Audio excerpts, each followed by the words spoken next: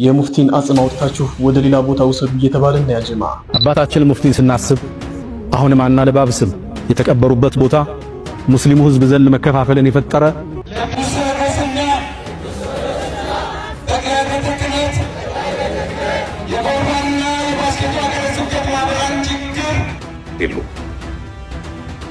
ቤተክርስቲያን እንደዚህ አታምነ። ዮሐንስ መጥምቅ ከአባቱ ከዘካርያስ ከእናቱ ቅድስት ኤልሳቤጥ የተወለደው አንዴ ነው። 10 ጊዜ ተወልዷል ነው የሚለው።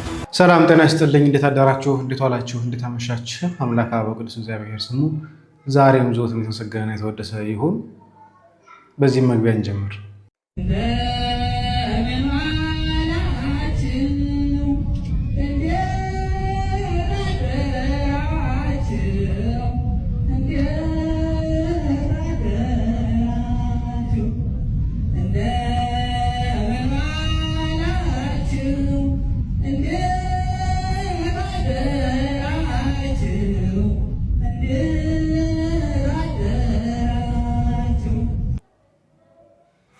እንደምን ዋላችሁ እንዴት አደራችሁ ብያለሁኝ። እኔ እንደውም በሱ ነበር ነው መግቢያ ያደርጓለሁ እያስቤ ነበር።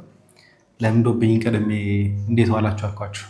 ለማንኛውም ሰላም ብያለሁኝ። የሰውየውን ጉዳይ እንመለስበታለን። በነገራችን ላይ ከአጥማቂያን ጋር ተገናኘ ዛሬ አንድ የምናነሳው ጉዳይ ይኖራል። የኛ ዩቲዩበሮችም አውቀውም ይሁን ሳያውቁ ተሳስተውም ይሁን እንዲሁ በማናቅበት ሁኔታ ላይ ያልተገባ ቦታዎችን ጭምር ማስተዋወቅ ጀምረዋልና እስቲ እሱን እንመለከቷለን። ትናንትና ያነሳነው አንድ ጉዳይ ነበር። ታስታውሱ ከሆነ ከገድለ ቅዱስ ዮሐንስ ጋር በተገናኘ ለምንድነው የተወገዘው የሚለውን ነገሮችን ጥቂት ነገሮች ዳሰሳ ተደርገውበታል። እሱንም እንመለከታለን። እንግዲህ ወሃቢያ በፊትም ስንል እንደነበረው አራጅ ነው ገዳይ ነው ስንል ነበረ። ሁለተኛው ቻናል ላይም ዛሬ ሰፊ በጣም ጠንካራ ቪዲዮ ሰራለሁኝ፣ ተመልከቱት። እንደሚናገሩት የሃጂ ሙፍቲ ድሪስን መቃብር ቆፍረው ሬሳ ካልወጣ ጭምር እያሉ ያሉት ቁጥበት እየሰጡ ነው። ይህን እያደረጋለው ደግሞ ያሲን ኑሩ የተባለው ኡስታዛቸው ነው። እሱንም የምንመለከት ነው የሚሆነው። ከዛ ጭማሪ እንግዲህ ቤተክርስቲያን ላይ ጩኸት አሁንም በሆነ እየበረከተ ነው። አባቶቻችን ስሙን እያሉ ነው፣ እየጮሁ ነው። እሱንም እንመለከታለን። ማስተካከያ እንሰጥበታለን። አንድ ምናልባት ከአቡነ ገብርኤል ጋር በተገናኘ ይቅርታ አቡነ ገብርኤል ኮት እንደ ኮት አቡነ ገብርኤል የጫካው ጳጳሳት መካከል ላይ ህገወጥ ሹመት መካከል የጨረቃው ጳጳሳት መካከል ላይ የሚመደብ ነው። እንግዲህ ታስረዋል የሚል ነገር አለ። ሌሎች ሚዲያዎችም እየተናገሩ ነው።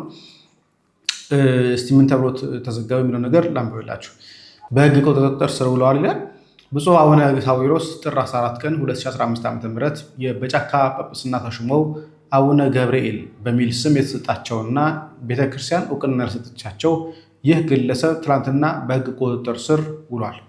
ወደ ዝርዝሩ ሳንገባ ብፁዕ አቡነ ሳዊሮስ አስተካክለዋል፣ ተመልሰዋል ለማለት ያህል ነው። ግን የተወገዘ ሰው ሲመለስ ክህነት እንደማይኖሩ እናውቃለን። ራሳቸውን እኔ አባ ገብርኤል ነኝ በሚል ይህ ግለሰብ ቅዱስ ሲኖዶስ እና ስርዓተ ቤተክርስቲያን በመቃወም የኦሮሚያ ሲኖዶስ በሚል ህገወጥ እንቅስቃሴ ውስጥ የነበሩ ሲሆን ብፁዕ አቡነ ሳዊሮስ ባለፈው ስማቸው ጠቅሰው ባሳወቀው መሰረት ምንም እንኳን የሰበካ መንፈሳዊ ጉባኤም በማህበራዊ ሚዲያ ስሜን ያጠፉ ብለው ስለዚህ ግለሰብ በማህበራዊ ሚዲያ ከእሳቸው ስም ጋር የተሰራጨው መልእክት በኋላ በ10ኛው ቀን ይህ ስም መጥፋቱ ከተሰራጨ በኋላ በ10ኛው ቀን ትላንትና ግለሰቡ በህግ ቁጥጥር ስር እንዲውል አድርገውታል ይላል። ግን ግለሰቡን የጳጳስ ነኝ አቡነ ገብርኤል ነኝ በማለት ለብዙ ዲያቆናት ማዕረግ ሰጥተዋል። ለብዙ ወጣቶች ደግሞ ዲያቆናት ደግሞ ማዕረገ ቅስናን ሰጥተዋል። እንግዲህ በተለይ ደግሞ ብዙ ማያውቁ ሰዎች ስርዓተ ቤተክርስቲያን የማያውቁ ሰዎች በእነዚህ አይነት ሰዎች ሲሾሙ ጵጵስና ሳይኖራቸው ስልጣነ ክህነት ሳይኖራቸው ማዕረገ ድቁናና ማዕረገ ቅስና የሰጣቸው ሰዎችን ቤተክርስቲያን ምን ታደርጋቸዋለች ነው? በትክክለኛው አካሄድ ከሆነ እነዚህ ሰዎች ዲያቆን ማርሉም ቄስም ማርሉም በትክክለኛው አካሄድ ነገር ከተባለ ግን እሳቸው ከሾሟቸው በኋላ ግን ምናልባት ገብተው ቀድሰው ሊሆን ይችላል፣ ገብተው በቅስና አቁርበው ሊሆን ይችላል። እንዲህ አይነት ነገሮች ላይ አባቶች ተነጋግረው በቋሚ ሲኖዶስ የሚሆን በቅዱስ ሲኖዶስ ደረጃ በምልዓተ ጉባኤ ደረጃ ምን ይሆን የሚለውን ነገር ተነጋግረው ለፍጻሜ ወይ ደግሞ ውሳኔውን ቢያሳውቁ የተሻለ ነው ብዬ አስባለሁ። ምክንያቱም ይህ ሰው ሾሚያቸዋል ብሎ ድቁና የሰጣቸው ሰዎች አሉ፣ ገብተው ይቀድሳሉ። ቅስና የሰጣቸው ሰዎች አሉ፣ ገብተው ይቀድሳሉ። በእነኚህ ሰዎች ክህነት ሳይኖራቸው ትክክለኛው ስርዓተ ክህነቱ ሳይኖራቸው ትክክለኛው የሐዋርያዊ ቅብብሎች ሳይኖራቸው ከሱ በወጣ በሽፍታ የተሾሙ ሰዎች ምን አይነት ነገር ሊወርስባቸው ሊኖራቸው እንደሚችል እኔም አላውቅም። በዚህ ጊዜ በተፈጸመው ስህተት ኦሮሚያ ላይ ሌላ ለቤተ ክርስቲያን ፈተና የሆነ ቡድን እንዲመሰረት አድርጓል። በዚህም ምክንያት በኦሮሚያ አንዳንድ አካባቢዎች ላይ ቅዱስ ሲኖዶስን የማይቀበሉ ህገወጦች እና የጎበዝ አለቆችም ተበራክተዋል ይላል መረጃችን። እውነት ነው። በእነሱ ምክንያት እነሱ ቤተክርስቲያንን በመናቃቸው ምክንያት እነሱ ህገወጥ ሹመትን በመሾማቸው ምክንያት አባቶችን እንዳይታመኑ፣ የአባቶችን ሀሳብ እንዳይቀበሉ፣ አባቶች የሚሉት ነገር እንዳይሰሙ ሆኗል። አይተናል፣ ሰምተንማል። በጣም የሚያሳዝን ነገር ነው። ለማንኛውም ወደ ሌሎች ጉዳዮቻችን እንቀጥል። ከዚህም ጀምር ከወንድማችን ዲያቆን ዘማርያም። ቤተክርስቲያን እንደዚህ አታምንም። ዮሐንስ መጥምቅ ከአባቱ ከዘካርያስ ከእናቱ ቅድስት ኤልሳቤጥ የተወለደው አንዴ ነው። 10 ጊዜ ተወልዷል ነው የሚለው። ምንም እኮ ሌላ አዲስ ምናምን ነገር ይሄ እንደው መናፍቃኖቹ እንደሚያራግቡት እኛ እንደዛ ነው ብለን ሲጀመር እኛ ዮሐንስ መጥምቅ ከአዳምና ከሔዋን በፊት ነበር እንላለን። እንደዚህ አይነት ትምህርት እኛ አለ። ኤልሳቤጥ 10 ጊዜ ነው ደጋግማ የወለደችው ዮሐንስ መጥምቅ። እንደዚህ የኦርቶዶክስ ትምህርት ሰምተን እናውቃለን። እትሙ ላይ እንደዚህ ይላል። በቃ አለቀ። ስለዚህ የደብረ ሊባኖሱ ሊቅ የሆኑት መጋቢ ሚኒስትር አባ ክፍለ ሚካኤል ለሊቃውንቱ ጉባኤ አቀረቡት። ሊቃውንቱ በነገራችን ላይ የመጽሐፉ ሂውጅ መጽሐፍ ትልቅ ከመሆኑ የተነሳ 6 ወር ነው ያየው። በነገራችን ላይ እንደው የጠለቀ መረጃ ለማወቅ ከፈለጋችሁ ብዬ ነው ይሄን ሁሉ ማለት ነው።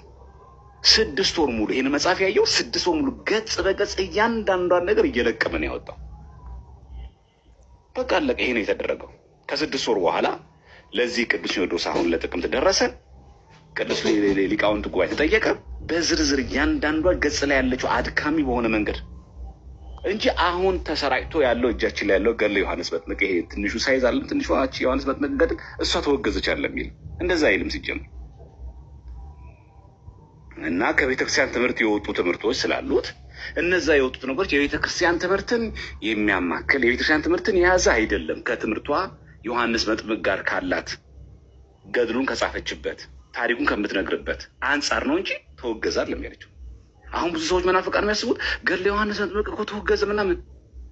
መስከረም 2 አሁን ንግስ ሊቀር ነው። ሰኔ 30 ንግስ ሊቀር ነው። ሰዎች እንዴት ጤነኛ አይደሉም ወይ? እሺ ዮሐንስ መጥምቅ ቤተክርስቲያን ሸንኮራ ዮሐንስ ሊታሸግ ነው። እንዴት እያሰቡ እንደሆነ አላውቅም። በእውነት ጤነኛ ናቸው ወይ ፕሮቴስታንቶች? እትም ሲታተም በሚታተምበት ጊዜ እንደዚህ አይነቶች ጽሑፎች ስለተገኙ እነዚህ ጽሑፎች ደግሞ የማረም ማስተካከል የማሰልጣን ነው የሊቃውንት ጉባኤ። ስለዚህ እያንዳንዱ ነገር ሊቃውንት ጉባኤ አያት። 6 ወር ሙሉ አልኳችሁ ምን ያክል መጽሐፉ ሰፊ ትልቅ ቢሆን ነው። ስለዚህ የግለሰብ ያሳተመውን እትም ሊቃውንት ጉባኤ መርምሮ ለቅዱስ ሲኖዶስ አቀረበ። ቅዱስ ሲኖዶስ ተመለከተው። ይሄንን እያንዳንዱን በሊቃውንት ጉባኤ እንዲታይ ለሊቃውንት ጉባኤ ጭምር ሀሳቡን ያቀረቡት መጋቢ ሚኒስትር አባ ክፍለ ሚካኤል በቅዱስ ሲኖዶስ ተመሰገኑ። እግዚአብሔር ይስጥልን። እንደዚህ አይነት ነገሮች የቤተክርስቲያን ትምህርት ያልሆነውን ነገር ሆነ ብለው የሚናገሩ ሰዎችን የማስተካከል የቤተክርስቲያን ስልጣን ነው። አሁን ይህ ግለሰብ አለ የሚያስተካክለው ማረም ስልጣኗ የማን ነው? የቤተክርስቲያን ነው። እና በዚህ መሰረት ነው አሁን በነገራችን ላይ ሌላም አለው የቅዱስ ያሬድን አሁን ሊቃውንት ጉባኤ እያየው ነው።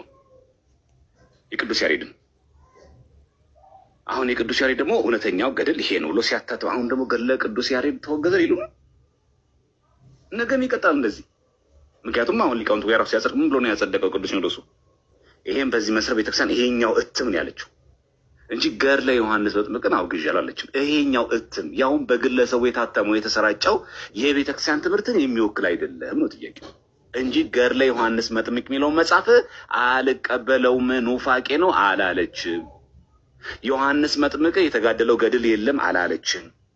የዮሐንስ መጥምቅን ቃል ኪዳን አማላጅነት አልቀበልም አላለችም። ሸንኮራ ዮሐንስ የረገጠ ሰው በረከት ያገኛል የሚለውን ሽር ያለው አላለችም። እንደዚህ ትምህርት የላትም። የመጥምቀ መለኮት ቅዱስ ዮሐንስ ሸንኮራ ዮሐንስ የረገጠ ሰው የሚያገኘው በረከት እስቲል ነው፣ አሁንም ይሰራል። በቃ ኑፋቄ የተባሉት እነዚህ ነገሮች ናቸው። እኔ ከዚህ በለጠ መዘርዘር ስልጣኑ ሰው የለኝ። እናመሰግናለን። እንደው እንደ እድል ሆኖ እግዚአብሔር ይስጥልኝ በሆነ ጠዋት ላይ መረጃውን ላኩልኝ የገባውን ደብዳቤ ጭምር 3 ገጽ ደብዳቤ እንደምትመለከቱት በቀን 26 በ12ኛ ወር 2013 ዓ.ም ላይ የደብዳቤው እንደምትመለከቱት እዛ ውስጥ ያለው መታየት ያለበት ምዕራፉን ገጹን ጭምር እየጠቀሱ በደንብ አድርገው ጥያቄ የቀረበበት ነው። ይኸው እንደምትመለከቱት ይኸው በ13 11 2017 ዓ.ም ተቀባይነት እንዳገኘ የሚናገር ነው። ስለዚህ ቤተክርስቲያን ስህተት የሆነውን ነገር ስህተት ነው የማለት ሙሉ ስልጣን ያላት ሊቃውንት ያሏት ሊቃውንት ጉባኤም የሚመለከቱት ነገር ስለሆነ ምንም እንጠራጠረው ነገር የለም። እግዚአብሔር አምላካችን አባቶቻችን ረጅም ከኛ ጋር ይስጥልን። ያው ችግሩ ተነቅሶ መነገሩ አለመነገሩ፣ ከዛ በተጨማሪ ግን መጽሐፉ ይዘቱ በተለይ ከቨር ፔጁ ሰው እንዲጠነቀቀው ከማድረግ አንጻር ቢነገር እሳየው የሚያስብል ነበር የሚለው ነገር ትናንትና ማስተዋል ቅድም መግቢያ ላይ እያቀረብኩላችሁን እስቲ ጉዳይ እሱ ላይ ሐሳብ ነው። ቪዲዮ ለኢትዮጵያ ኦርቶዶክስ ተዋሕዶ ቤተክርስቲያን መንፈሳዊ ፍርድ ቤት አዳምጧቸው።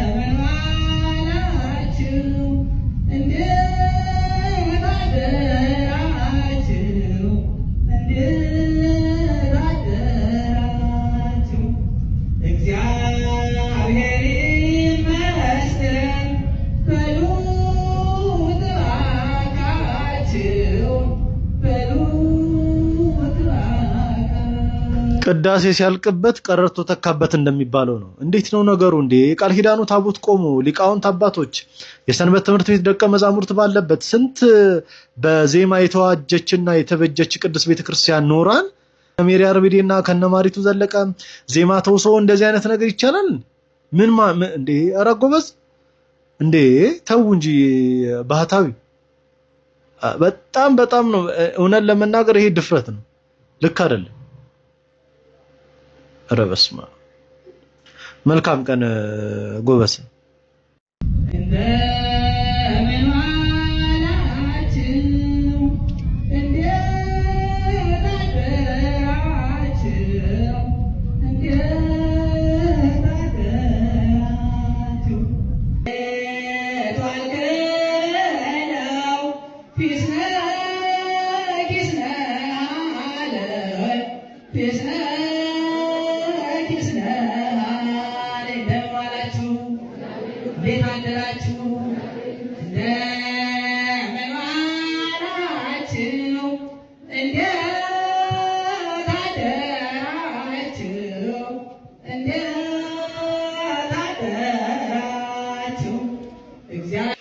ቤተ ክርስቲያን እኮ የጨዋታ ቤት አይደለች። ምንድነው እየተደረገ ያለው ነገር? አሁን በአውደ ምሕረቱ ያውም የቃል ኪዳኑ ታቦት ቆሞ እንደምን ዋላችሁ እንደታደራችሁ ፒስ ነው ወይ የሚሉ እኒህ አይነት የቤተ ክርስቲያንን ቋንቋ ያልጠበቁ ዝማሬዎችንስ መዘመር እንዴ? አባታችን ለእርሶ ምናልባት የተሰጠውት እኮ የማስተባበር የማስተማር ጸጋ ሊሆን ይችላል። ያንን ለምንድነው ማትጠቀሙት? ለምንድነው በአውደ ምሕረቱ ላይ እንዲህ አይነት ዝማሬስ እግዚአብሔርን ያስደስተዋል? እንዲህ አይነት ዝማሬ መስዋዕት ነው ብላችሁ ታስባላችሁ እንዴ? በዚህ ቦታ የምትገኙ የተገኛችሁ የቤተ ክርስቲያኒቱ አባቶች እንዲህ አይነት ነገሮች ሲደረጉ ለምንስ ዝም ትላላችሁ? ምንስ ነው ወዴትስ ነው ቤተ ክርስቲያኒቷን እያመራናት ያለው? እሺ እንዲህ አይነቱን ነገር ማን ነው የሚያስቆመው? ልክ አይደለም። የቤተ ክርስቲያን ስርዓት ይጠበቅ እንዴ! ይህ የምሕረት አደባባይ፣ ይህ የምሕረት አውደ ምሕረት እኮ ነው። የክርስቶስ ወንጌል የሚሰበክበት አውደ ምሕረት ነው። ኧረ ባካችሁ የምናደርገውን ነገር እንወቅ፣ እንለይ። እስቲ በዚህ ላይ ሐሳባችሁን ስጡበት እናንተም።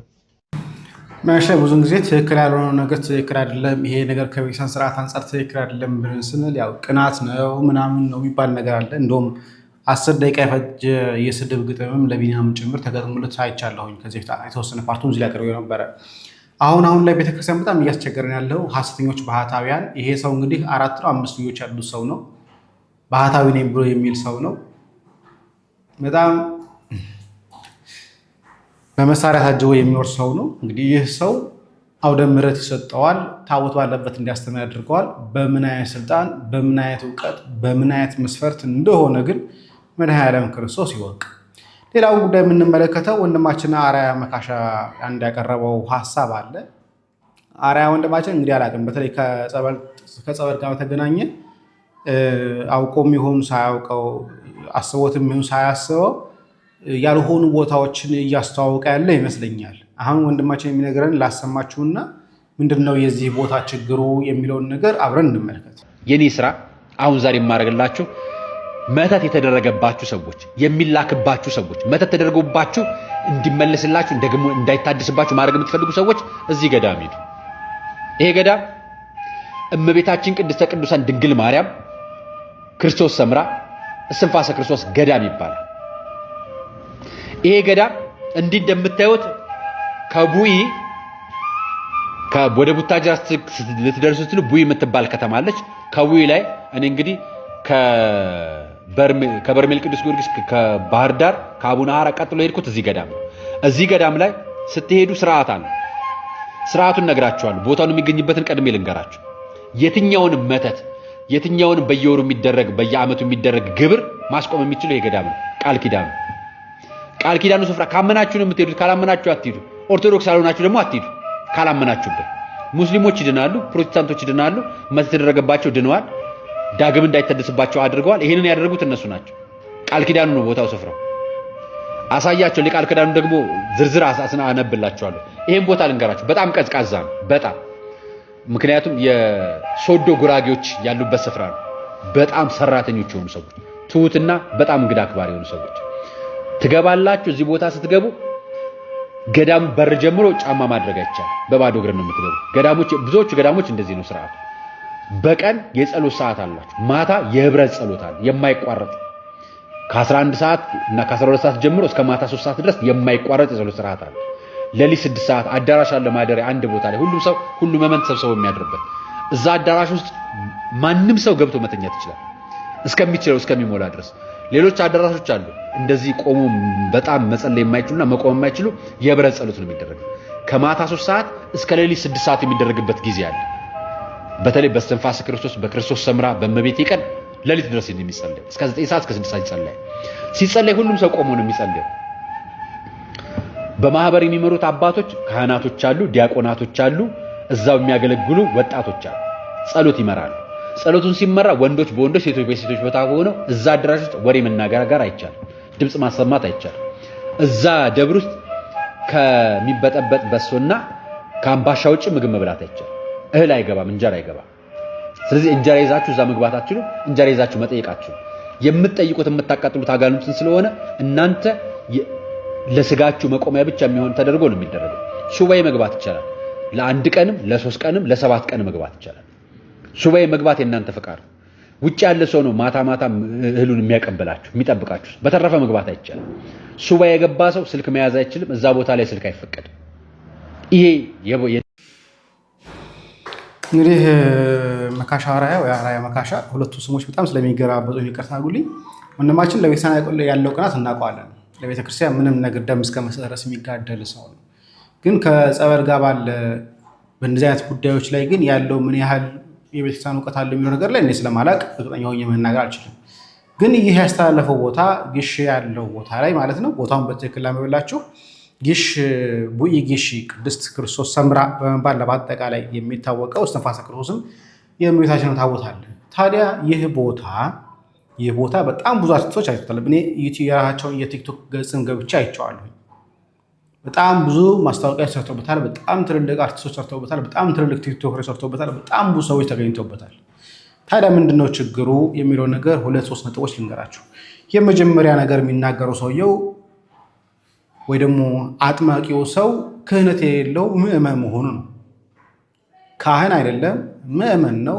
በሰፈር የሚታወቅ እንደውም በሌላ ነገርም በአስገድዶ መድፈር የሚታወቅ የነበረ ሰው። ይህ ሰው ነው እንግዲህ አሁን ላይ አጥማቂ ሆኖ የተገኘው እዛ ቦታ ላይ። ከሱም አልፎ ተርፎ ደግሞ አንዳንዴ በፊት የምናውቃቸው የነበሩ ሲነገሩ የነበሩ ጉዳዮች ነበሩ። መንፈስ ቅዱስ ገለጸልኝ እያለ እዛው ላይ የሚናገር ሰው ነው። አንዳንዴም ደግሞ እመቤታችን መታ ይህንን ጧፍ ሰታኛለች ብሎ አንገቷ ትልልቅ ጧፎችን አድርጎ የሚዞር ሰው ነው። ይህ ሰው አንደኛ ክህነት የለውም፣ ሁለተኛ መንፈስ ቅዱስ ነገረኝ እያለ የሚለፈልፈው በጣም ብዙ ነገሮች አሉት። ሶስተኛ እመቤታችን ጧፍ ሰጠችኝ እያለ በጧፍ አንገቱን ይሄ ሁሉ እንደዚህ እንደ መቁጠሪያ አንገታቸው ላይ እንደሚያደርጉ ሁሉ ይህ ሰው ደግሞ ጧፍ የሚያደርግ ሰው ነው። ካህንም አይደለም። ክህነት የሌለው ሰው ጥምቀትን ቦታ ማጥመቅ እንዴት እንደተቻለ እስካሁን ድረስ ግራ እየገባን ያለ። አንደኛ ነገር እሱ ቪዲዮን ለማፈላለግ በጣም ብዙ ጊዜ ሞከርኩኝ። በጣም ብዙ ሰው የእሱን ቪዲዮ እንዲያመጡልኝ ብዙ ጊዜ ሞክራለሁኝ። በነገራችን ላይ እንደውም መቼ መሰላችሁ ይህን ነገር ነው የጀመርኩትኝ ጥቆማዎች ሰጠኝ። ኦክቶበር 16 ጀምሮ ይሄ ነገር ጥቆማ ሰጥቶኝ ነበር። ከዛን ጊዜ በኋላ በጣም ብዙ ሰዎችን ልኬ ነበር። በጣም ብዙ ሰዎች ቪዲዮ እንዲልኩልኝ ጭምር አስቤ ለማድረግ ሞክሬ ነበር። ይሄ እንደምትመለከቷቸው እንዳለ ይህ የገዳሙ ቲክቶክ በጣም ብዙ ሞክሬያለሁኝ። በጣም ብዙ ነገሮች ለማየት ሞክሬያለሁኝ። ነገር ግን አልቻልኩኝም ለማግኘት። ሰውዬው በጣም በተወሰኑ ቀናቶች ውስጥ ነው የሚመጣው። በ5 ይመጣል፣ በ8 ይመጣል፣ በ9 ይመጣል እና በእነኚህ ቀናቶች ውስጥ እና አንዳንድ ጊዜ ደግሞ ይሄ የቤተክርስቲያኑ አበይት በዓላቱ የሆኑበት ቀን ላይ በዓል የሆኑበት ቀን ላይ ይመጣል። ከዛ ውጭ የሚገኝ ሰው አይደለም። ቪዲዮ የሚቀረጽ አይነት ሰው አይደለም። ሰውየው ምዕመን ነው እንደሰማሁትኝ፣ መረጃው ደረሰኝ ከሆነ ምዕመን ሆኖ ነው ቤተክርስቲያን ውስጥ ለማጥመቅ እየጣረ ያለው። በዛ ላይ መንፈስ ቅዱስ ገለጸልችልኝ፣ እመቤታችን እንዲህ አለችኝ፣ ጧፍ እንዲህ አለኝ እያለ የራሱን ሀሳብ እየነዛ ያለው። ሁለተኛ ነገር ደግሞ ሌላ ነገር ላንሳ። በጣም አሁን ላይ እየተለመደ የመጣ ያለ የቦታው ቃል ኪዳን ይባላል።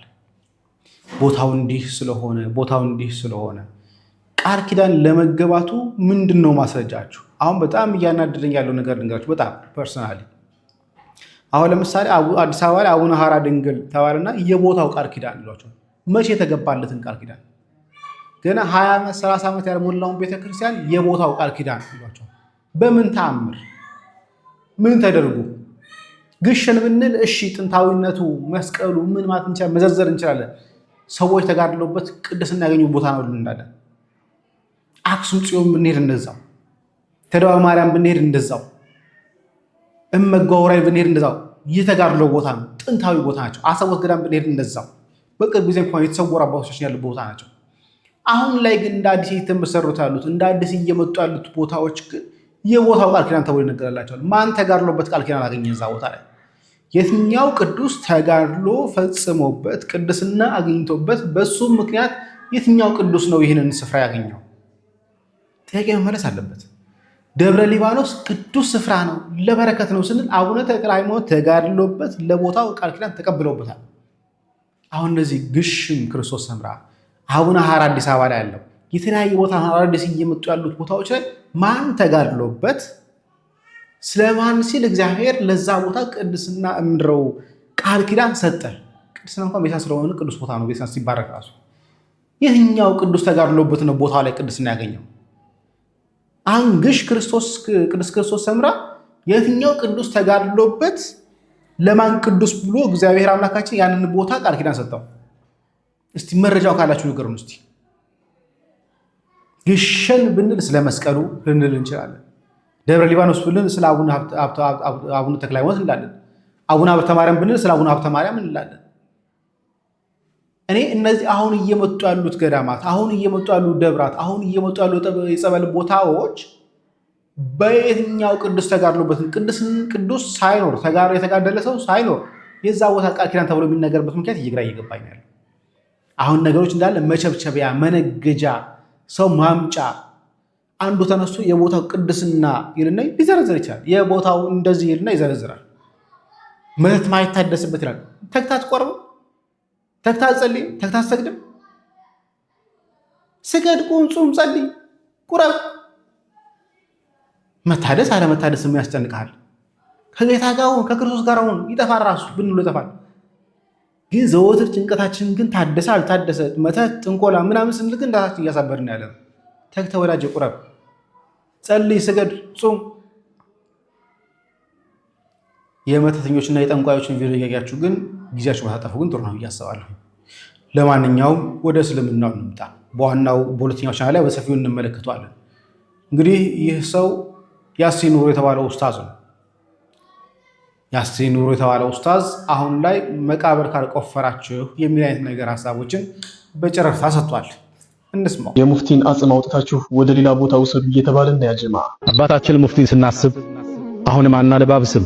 የተቀበሩበት ቦታ ሙስሊሙ ህዝብ ዘንድ መከፋፈልን የፈጠረ አሁንም ዑለማው መጅሊሱ ከቤተሰብ ጋር በመነጋገር እልባት ሊሰጠው የሚገባ ጉዳይ ነው። ይሄን አናለባብስ። ስለ የትኛው የሙስሊሞች መከፋፈል ነው የምትወሩት? ወንድም ጃንጥላ ሙፍቲን እኮ አሁን ላይ እየተቃወሟቸው ያሉት ሰዎች በህይወት እያሉ ሲጋጯቸው የነበሩት ሰዎች ናቸው። ሁሉንም በግለሰብ ደረጃ እናውቃቸዋለን። የሙስሊሙ አንድነት በህይወት እያሉ ካየነው ከሞቱ በኋላ ያየነው ይበልጣል። ሁሉም ይመሰክራል። አገራችን ውስጥ የትኛው ሼክ ነው ህዝበ ሙስሊሙ በአንድነት ሁሉም ተስማምቶ ማንም ሳያስገድደው በዚህ መልኩ የቀበራቸው? ማንም የተቃወመ የለም። አሁንም ዑለማው መጅሊሱ ከቤተሰብ ጋር በመነጋገር እልባት ሊሰጠው የሚገባ ጉዳይ ነው። ምን አይነት መፍትሄ ነው የምትፈልጉት? አላቅም። እዚህ ጋር ሳታስበው የተናገርከው ይመስልብሃል። እልባት ሊሰጠው የሚገባ ጉዳይ ነው። እሺ ምን ይደረግ? አጽማቸውን አውጥተን ሌላ ቦታ እንወሰደው? እንደዛ ነው የምትፈልጉት? በየትኛው ማስረጃችሁ? የሙፍቲ የመቃብር ቦታ አይደለም በሸሪዓችን ብቻ ሳይሆን በህገ መንግስቱም ጸድቆላችኋል። የመቃብር ቦታ ሆኗል። እንደ ጥፋት ያያችሁት ምኑን ነው? ቦታው በሳቸው መጀመሩን። ኢንሻአላህ ሌላም ሰው ይخدምበታል። በሸሪዓችን ምንም የተወገዘ ነገር አይደለም። አይቻልም የምትሉ ከሆነ ማስረጃ አቅርቡ። ቀውሉን ቢላ ደሊል እንዳይሆንባችሁ። ንግግር ያለ ማስረጃ ተቀባይነት የለውም። የሚገርመው ነገር እናንተ በሸሪዓችን አይቻልም እያላችሁ እንኳን ትተገብሩታላችሁ። ይሄ ማን መቃብር ነው? የሙፍቲ መቃብር እኮ አይደለም። የሸይኻችሁ የኢብኑ ተይሚያ መቃብር ነው። ስለዚህ ያለ ምንም ማስረጃ የሙፍቲን መቃብር እናስተካክላለን ከማለታችሁ በፊት የሸይኻችሁን መቃብር እልባት መፍትሄ ስጡት። የሸይኻችሁ መቃብር እልባት ሊሰጠው የሚገባ ጉዳይ ነው። ሌላው የገረመኝ ነገር እሳቸው የምንፈልገው የሙስሊሙ መቃብር ውስጥ ተቀብረው ስንገባ ለአባታችን ዱዓ ማድረግን ነው እኛ የምንፈልግ። በእናንተ አስተምህሮት ሰውየው ከሞተ በኋላ ሶደቃና ዱዓ ይደርሰዋል እንዴ? ስላልገባኝ ነው። አለኩል ሐል ከበፊት ያስቀደማችሁትን ነገር አሁን ላይ አትናዱት። ንግግራችሁ ይግጫጭባችኋል። هذا هو እንዳልኳችሁ በሁለተኛው ቻናል ላይ በሰፊው መጣበታለን። በነገራችን ላይ አሁንም ጥቂት ነገሮችን እንመልከት። አሁን ላይ ሐሳባቸው የዋሃቢዎቹ ሐሳብ አራጅነታቸው አልፎ ደግሞ መቃብር ቆፍሮ ማውጣት ፍላጎት ነው። ለምን ሲባል ይሄው ሁሉ ሰው ደስ ብሎታል እዛ በመቀበራቸው። ክርስቲያኑም ሙስሊሙም ደስ ብሎት በአንድ ሐሳብ ስለተስማማበት አናዷቸዋል። ታንደስንላቸው ዋሃቢ ሙስሊም እንኳን አንድ ነው ልትሉ ይችላላችሁ።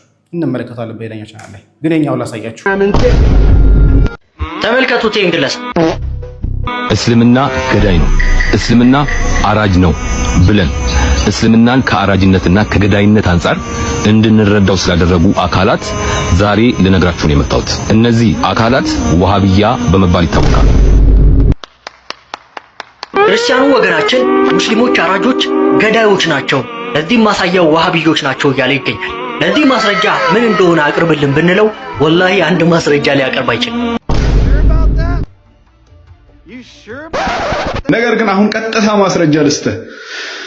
ይኸውልህ ሳሊህ አልፈውዛን የጻፉት ኪታብ ላይ በየመስጂዱ የሚቀርበው ኢርሻድ ኪታብ ላይ ኪታቡን ከያዝከው 13ኛው ፔጅ ክፈተው። ካልሆነ የስክሪንሾቱን አምጥቼልሃለሁ። ሱፊዩን ወንድምህን ቀድመህ ግደለው ነው የሚለው ከአይሁዳና ከነሳራ በፊት። ይህንን ነው በየመስጂዱ እኮ ለህፃናት እያስተማራችሁ ያላችሁት። ኢርሻድ የማይቀራበት የዋሃቢያ መስጂድ አለ በዚህ ሰዓት። I don't understand. I don't know what's going on here. ሱፊያዎችን ተጋደሉ። ማንን ከመጋደላችሁ በፊት መጁስና አይሁዳንን ከመጋደላችሁ በፊት መጀመሪያ ሱፊያዎችን ተጋደሉ። ከመስጂዶቻችሁ አውጧቸው። አህባሽ ጫንቃችን ላይ እንዳይቀመጥ ከመጅሊሳችን እንዲወጣ ዛሬ ዝም የምንልበት ደግሞ ምክንያት የለም። ጅል ደንጋራ ሱፊያዎችን ተጋደሉ። ከመስጂዶቻችሁ አውጧቸው፣ ግደሏቸው። እንደሰማችኋቸው አህባሹ ሱፊያው ግደሏቸው ነው የሚለው ወሃቢው በመጽሐፍ ደረጃ ጽፏል። ይህንን ደግሞ ልጆቻቸውን ጭምር ያስተምራሉ። ወሃቢዮች እንዲገሏቸው፣ ሙስሊሙን እንዲገሏቸው፣ ከመስጊድ እንዲያስለቅቋቸው፣ ከመስጊድ ገፍትረው ሲጥሯቸውም ጭምር ነበር። እንዳልኳቸው ሁለተኛው ቻናል ላይ በደንብ ይመጣበታለሁ። ግን እንስማ። ጊዜ የንግግር ኡስሉባችንን እንደዚህ ስላሽከረከር ነው ብቻ ሰው ማይገባው የሚመስለን ሰዎች አለን። ማለት የሰው ጭንቅላት ላይ ሁሌ መጫወት ምንችል የሚመስለን ማለት ነው። ወላሂ በጣም ነው ያዘንኩት። ትላንትና የሲኖሩ ኹጥባ ላይ ሙፍቲ አሁን ከተቀበሩበት ቦታ ተቆፍረው ኮልፌ መቃብር ሄደው መቀበር አለባቸው የሚመስል መልእክት ነው። በጣም የሚዘገነን ነገር ነው የተናገረው። ወላሂ አልዓዚም በጣም ብዙ ስለ ፈضለል ዑለማ ምናምን የተናገራቸው ነገራቶች አሉ እንዳሉ ሆነው፣ ነገር ግን ከዛ በኋላ ያስተላለፈው መልእክት አዳምጣችሁታል? እስኪ አንድ አዳምጡት። አባታችን ሙፍቲን ስናስብ አሁንም አናለባብስም። የተቀበሩበት ቦታ ሙስሊሙ ህዝብ ዘንድ መከፋፈልን የፈጠረ አሁንም ዑለማው መጅሊሱ ከቤተሰብ ጋር በመነጋገር እልባት ሊሰጠው የሚገባ ጉዳይ ነው። ምን አይነት ዘመን ላይ ነው ያለው? ኧረ በአላህ እስኪ እንደው እረፉ በአላህ። ምንም በቃሽ መተባበር ካልቻላችሁ የሆነ ነገር ማድረግ ካልቻላችሁ ወላሂ እስኪ አታስመስሉ፣ ተውን በቃ ዝም በሉን። እሺ እንደ ወሃብያ አይፈቀድም ይባል በቃ የራሴ ጠሃራ የሆነ መሬቴ ላይ ወሲያ መናገርና ሐላል የሆነው መሬቴ ላይ መቀበር አይፈቀድም ይባል እንደ ወሃብያ አስተሳሰብ ማለት ነው። እንደኛ እንደ ሙስሊሞች ይፈቀዳል። አንድም የቁርአን አያ አንድም ሐዲስ አታመጣልኝ የሚከለክል ነገር ግን እንደኛ ይፈቀዳል። በቃ እንደ እስልምና ይፈቀዳል፣ መብታችን ነው። ምናልባት ደግሞ እንደ በዚህ ጉዳይ በፈለጋችሁት አሁን ስለ ሙፍቲ ስለ ቀብሩም ሁኔታ ስለምን መወያየት ከፈለጋችሁ ይኸው ኡስታዝ ያሲን ኑሩ የቲክቶክ አካውንት አለ አይደል? በቃ እኔን በእድሜ ትንሽ ነው ብለህ ካሰብከኝ ይኸው ካንተ እድሜ የሚመጣጠን ሰው አመጣልሃለሁ። ከፈለክ ውይይት ቅረብና ተነጋገር። አይደብርም? በአላህ አሁን ሰዎች ለቅሶ ላይ ባሉበት ሰዓት አሁን ድጋሜ ሌላ ጭቅጭቅ ምንም አትፈቱንም። በቃ ታውቃላችሁ፣ ቀጥታ ከሚናገሩን ሰዎች የበለጠ እንዲያሽከረከሩ እንደሚወጉን ሰዎች ናቸው የበለጠ የሚያቆስለው። ታውቃላችሁ፣ ያማል በጣም እንዲያቀፈ ያቆስልሃል። አለይሰ ሚንኩም ረጁሉን ረሺድ፣ አንድ እንኳን አስተዋይ ሰው ይጥፋ። በአላህ ትልቁም ትንሹም ተናግሮ አናጋሪ ነው። ትንሽ ሰዓት ሰብር አታደርጉም? በአላህ ሰው ቁስል ላይ ነው ያለው፣ ሀዘን ላይ ነው ያለው። ወሃቢያ በነገራችን ሀዘን ገብቶ አያውቅም። በነገራችን ከሀዘን የራቀ አካል ቢኖር ወሃቢያ ነው። ምክንያቱም አይዲዮሎጂው ሀሳቡን እንዳለ መግደል ላይ ማጥፋት ላይ መውረስ ላይ ስለሆነ ሀሳቡ ማለት ነው። ለማንኛውም ከጋሞ ጎፋ ጋር በተገናኘ ባስኬቶ ኮንሶ ጋር በተገናኘ እነኚህ በአንድ ሀገረ ስብከት የሚመሩ 5 እንትኖች ናቸው። በጋሞ በጎፋ ባስኬቶ ኮንሶ እና ጋርዱላ ዞኖች እነኛ 5ቱ አንድ ሀገረ ስብከት ናቸው። በአንድ ሊቀ ጳጳስ በአቡነ ኤልያስ የሚመሩ ሀገረ ስብከት ነው። እንግዲህ እዚህ ሀገረ ስብከት ላይ በጣም ትልቅ ተቃውሞ እየተነሳ ያለው ጩኸትም እየተነሳ ያለው በዚሁ ሀሳብ ላይ ነው። እንግዲህ ከዚህ ጋር በተገናኘ ትናንትና ይመስለኛል ስም ተሳስቼ ሌላ ሀገረ ስብከትን ነገሮችን ጭምር ሳነሳ ነበርና ያው በደምብ ስለማላቃቸው በተለይ ደቡብ ያሉ ስሞች በደምብ ስለማላቃቸው ይቅርታ አድርጉልኝ። ይሄንን ተቃውሞ እንስማ።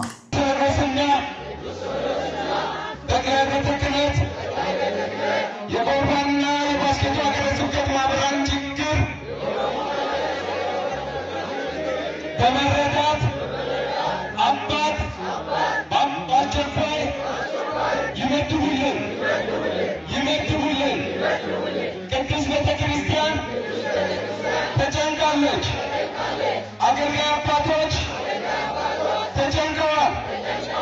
ማህበረ ምዕመናኑ ተጨንቀዋል። ስለዚህ ስለ ክርስቶስ ብላችሁ አባት መድቡልን። ከመደባችሁ በኋላ ቅድስት ቤተክርስቲያን አባቶች ማህበረ ምዕመናን አካባቢው ይረጋጋል።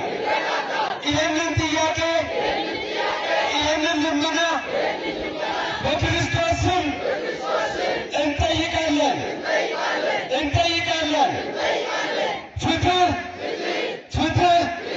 ፍትህ ለጎፋና ለባስኬቶ ሀገረ ስብከት ማህበረ ምዕመናን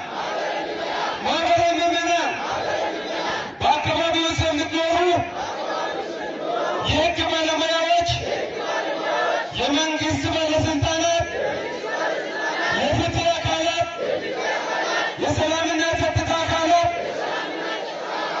ከዚህ እውነት ጎን እንድትቆሙ እንጠይቃችኋለን። በክርስቶስ ስም እንጠይቃችኋለን። እኛም ለሰላም፣ ለአንድነት፣ ለፍቅር፣ ለነፃነት ከእናንተ ጋር ወደ ሰፍጋ ሚካኤል ይሄዳሉ። እሑድ ቀን ሲሄዱ ነገር ተገልግጦ ጠበቃል። ሰው ሁሉ ሌሊቱን ሲጠጣ ግቢ ውስጥ ጫት ስቀም ቤተክርስቲያኑን አርክሰው ገጀራ፣ ወሌ፣ ዱላ ይዘው ለፖሊስም ለእኛም በሚከብድ ሁኔታ እየጠበቁ ነበር። እኛም ደረስን። አባም ከፊት ለፊት አለፉ። ካለፍን በኋላ ውስጥ የገቡት ህገወጥ ናቸው። ለ5 ዓመታት ያህል እኛ ጥያቄ እያቀረብን መዋቅሩ ተፈቅዶልን አባት ጥያቄ ላይ ያለን የምናስተዳድረው እኛ ነው። ውስጥ ያሉት ይውጡልን ተባለ። አባ መልሱና ለማንኛውም ይረጋጋ፣ ቅዳሴ ይለቅ። ቅዳሴ ስለተጀመረ ቅዳሴው ካለቀ በኋላ እንገባለን። እሺ ማለት ጸጥታ ኃይሎችን ይለቅ ተባለ። ካለቀ በኋላ እኛም ወደ ውስጥ አስገቡን ስንል ውስጥ ደግሞ ሌላ መልእክት አውደ ምሕረት ላይ ሲጀመር ጸጥታ ኃይሉ ሄዶ አስቆመ። እኛን አስገቡን፣ እናንተም አትገቡ፣ ሰላም ስለሚያስፈልግ ሌላ ጊዜ ውይይቱ ይሁን፣ አሁን እናንተ ወደ ኋላ ተመለሱ ተባለ። እነዛ ይውጡ፣ እነዛም ይውጡ፣ እኛም እንመለሳለን። ውይይቱን ወረዳ ቤተ ክህነት ሌላ ቀን ያደርግ፣ የሰላም አምባሳደሮችን ይዞ ተባለ። እሺ ከውስጥ ለማውጣት የእናንተ መኖር አስቸጋሪ ነው፣ ስጋት ነው፣ ሂዱ እናንተ ውጡ ተባለ። እሺ ብለን አባ እኛን ያዙ፣ ለእኛ መልእክት አስተላለፉ። በሰላም ወደ ኋላ እየተመለስን እያለን ወንድሞቻችንን እና አባን በቁጥጥር ስር አውለዋል።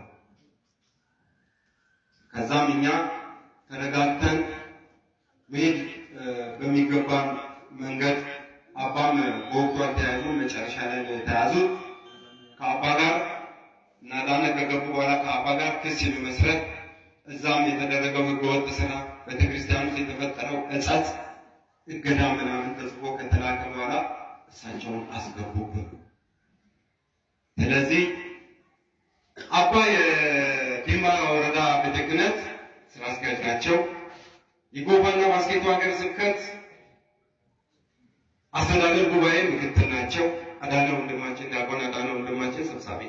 ስለዚህ ቀደም ተብሎ ማን ምን ችግር እንደሚመጣ ስለሚታወቅ ቤተክርስቲያኑን ይዞ የሚያስቀጥሉ አባቶች ስላሉ ከነሱ ጋር ሆነ እስከዛሬ 5 ዓመት ሙሉ ያመጣነውን የሰላም ጉዟችንን ይዘን እዚህ ደርሰናል። አሁንም ከኛ ወገን አባት ከሚጠይቀው ወገን ትዕግስቱ፣ ትህትናው፣ የቤተክርስቲያን አስተምሮ ክህሎቱ ባይኖር ኖሮ ከዚህ የበለጠ አደጋ ውስጥ እንገባ ነበር። ስለዚህ አሁን እኛ የምንለው ወደ ኢንተርቪውና ሀሳብ ወደሚሰጡት አባቶች ከመሄዳችን በፊት አንደኛ ከዚህ ስንወጣ ማህበረ ምዕመናን ተበታትነን ወደ የቤቶቻችን በስርዓቱ እየሄዳችሁ እንድትጠይቁ፣ አባቶች ካህናት ሄደው ስርዓት እነሱ ምንም ነገር የሚያደርጉ ስላልሆነ ሄደው መጠየቅ፣ ተሰብስቦ መጠየቅ ይችላል። የከተማው ጸጥታ ኃይል ችግር ሊፈጠር ይችላል፣ በአደረጃጀት መምጣት አትችሉም ስላሉ ትእዛዛቸውንም ከማክበር አንጻር እሺ ብለናል። ነገር ግን በዚህ ሰዓት ቤተክርስቲያን ከባድ ጭንቀት ላይ ናት። አባቶች፣ አገልጋዮች ከባድ ጭንቀት ላይ ናቸው። ማህበረ ምዕመናን ሁሉ ተጨንቀዋል።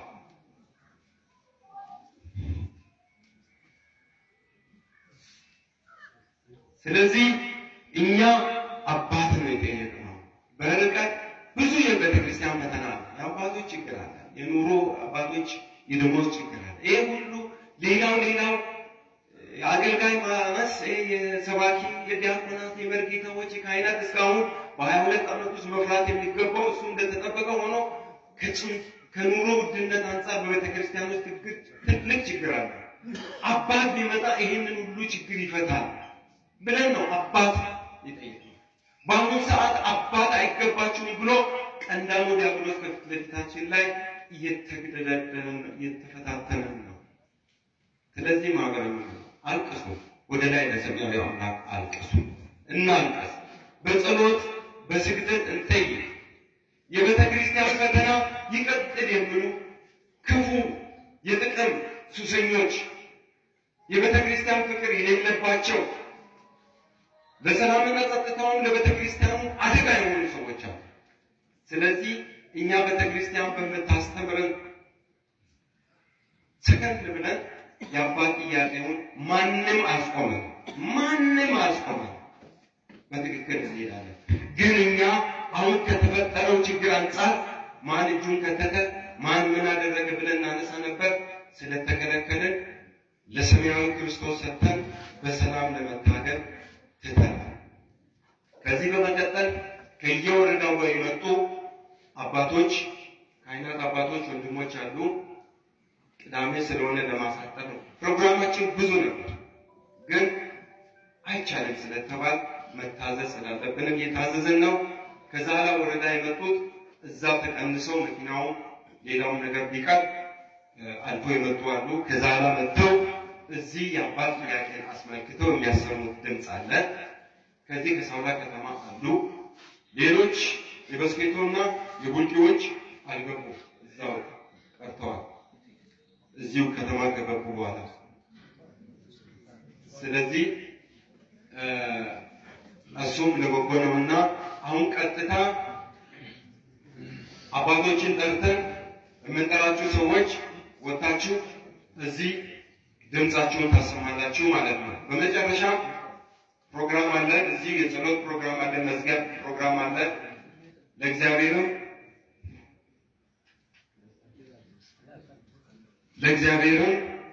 ለሚሰማውን ሁሉ መልእክት እናስተላልፋለን። አሁን ከዛላ ወረዳ አስቀድመን አቶ ገረሱን መድረክ ላይ እዚህ አውደ ምሕረት ላይ እንጋብዛለን። ወንድማችን ወደዚህ እንዲመጡ በቅድስት ቤተክርስቲያን ስም እዚህ ጋር ነው ላቆመው። እንግዲህ ሀገራችን ላይ በጣም ብዙ ጳጳሳት ያለበት ሀገር ነች። ከ60 ከ70 በላይ ጳጳሳት አሉ። ነገር ግን እነኚህ ጳጳሳት የቤተ ክርስቲያን ችግር ከመቅረፍ ይልቅ ተነጋግሮ ቤተ ክርስቲያን ያለባትን ክፍተት ከሙላት ይልቅ እነሱ የሚያሳስባቸው ዘራቸው መሙላቱን፣ የዘራቸው ቦታ መያዙን፣ ኮታ መሙላቱን፣ አልፎ ተርፎ ደግሞ በእነሱ ቦታ ሊተካ የሚችል ሰው መመልመል እንጂ ቤተክርስቲያን ላይ ስለሚመጣው ነገር ጉዳያቸው አይደለም። ቤተክርስቲያን ላይ የሆነ ያለው ነገር ጉዳያቸው አይደለም። ምዕመናን አባት ናፍቆናል፣ እባካችሁ አባት ላኩልን ብለው ቢሉ የእነሱ ጉዳያቸው አይደለም። እነሱ የሚያሳስባቸው ብራቸው፣ ስልጣናቸው፣ ዘራቸው ብቻ ነው። ቤተክርስቲያን በእነኚህ ሰዎች እጅ መውደቋ ዛሬም ነገም ይቆጨናል፣ ያሳዝነናል። ለማንኛውም እዚህ ያላቅ ሰላም እግዚአብሔር ከእኔም ከእናንተ ጋር ይሁን። ቸር ቆዩ።